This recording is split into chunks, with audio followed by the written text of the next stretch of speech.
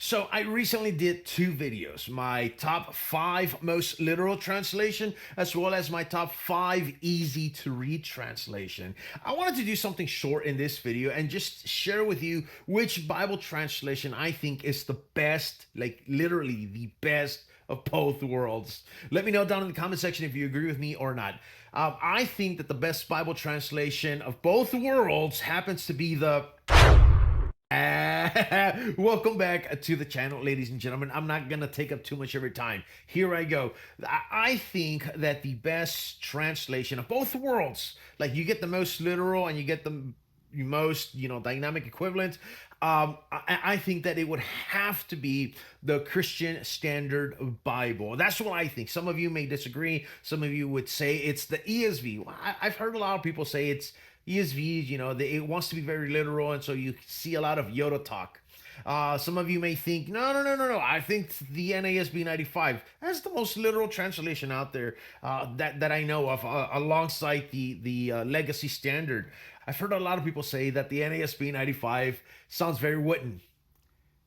If you are one of those individuals, please in the comment section explain what does that mean, because if I'm honest with you, I have always thought that the NASB 95 reads pretty smooth, man. I don't understand. I've never understood that. And I've always believed, and I've said it on several occasions, especially in this channel, that I think that the NASB 95 sounds a little more clearer, or it's a bit more of a smooth read than the ESV, if I'm honest. That's just me. I can understand the whole Yoda talk, certain things. I get that. I've never understood where people get that the NASB 95 it happens to be a bit more wooden. I don't get it. But anyways, I'm just deviating from the subject. I think that the best of both worlds happens to be the CSB.